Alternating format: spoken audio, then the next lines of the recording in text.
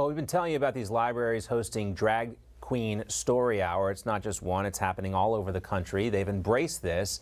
Some of the story time even featuring performers in drag outfits reading books to little children. Actor Kirk Cameron wrote a faith-based children's book and says over 50 libraries have turned away his application to host his own story hour.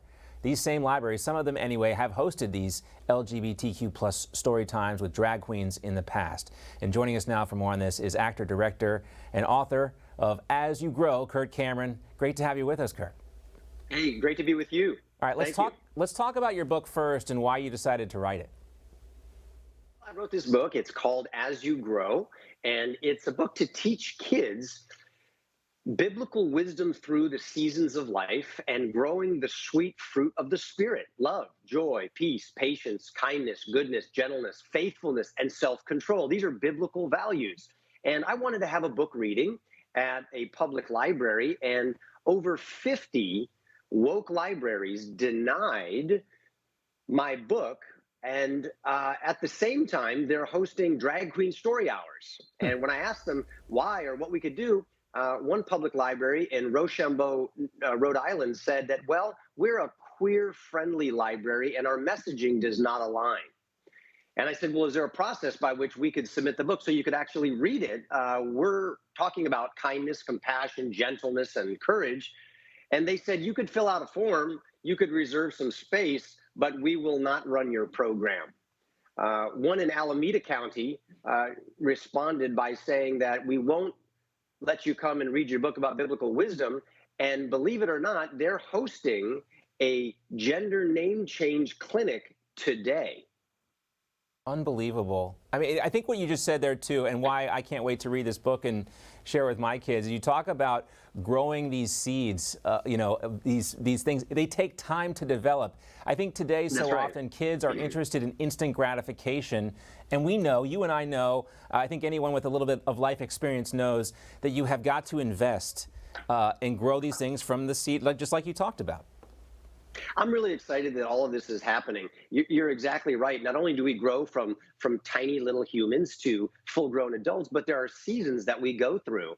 There are sunshine seasons and winter seasons. Kids are going through difficult stuff. Look, kids are experiencing in public schools mental illness, friends dying of drug overdoses, school shootings, cyberbullying.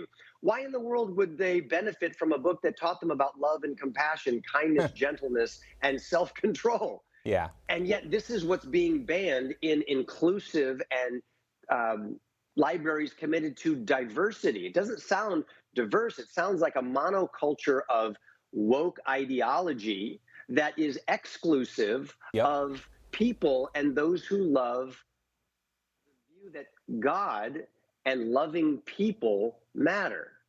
Yeah, it's so often we hear these kind of keywords, equity and diversity and inclusion, but the latter two, there's very little diversity of thought, very little inclusion when it comes to separate ideas. As parents, I think you have 6 children, I have 3 kids. There was a time when you'd see a kid's book and you'd say, oh, this is for kids, so it must be okay. But there are things that are geared towards kids that we have as parents, constantly find. Bianca, my co-anchor, talked about this book, an American Girl doll book, which talks to kids about, how to, quote, live comfortably in their own skin, but it's about being transgender. Specifically, what it talks about is ways that kids can subvert talking to their parents about this type of stuff and find other adults who are more, accepting. That, to me, sounds very dangerous. Well, I'm working with a great company called Brave Books. That's the publisher of my book, As You Grow. But they've got a whole series of books as part of their Freedom Island series. And one that would answer the one you just mentioned is one that they've written called Elephants Are Not Birds. Mm-hmm. There is a little elephant whose name is Kevin, who's being tricked by the vulture named Culture into thinking that he really might just be a bird instead of an elephant. And so Kevin goes down that road and learns an important lesson.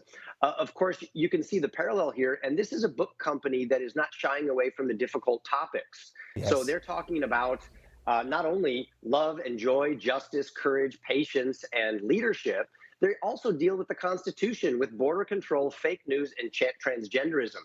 So my hope is that people will, A, stop being be complainers of the culture, get on the offense, and be creators of the culture. Great message. One way you can do that is get your favorite children's book and walk into your public library that's hosted a drag queen story hour and ask for the chance to read your book.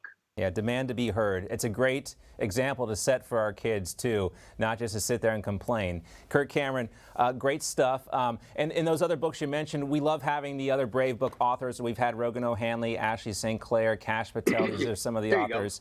I think Matt Walsh has one, too, but it's great stuff. And again, hat tip to the folks at Brave Books. Hat tip to you as well, Kirk Cameron. Love talking to you. Love having you here on the program. Congratulations on the book and keep up the good work. Thank you, man, and Merry Christmas. And Merry Christmas as well. We'll talk more about that in a little bit, but great to see you. Thanks so much. No crooked establishment. None of that twisting the truth. No talking down to me. Don't tell me how to think. Don't tell me how to think. Don't tell me how to think. I trust Newsmax. Newsmax. They don't tell me how to think. They let me decide. Newsmax. real news For real people.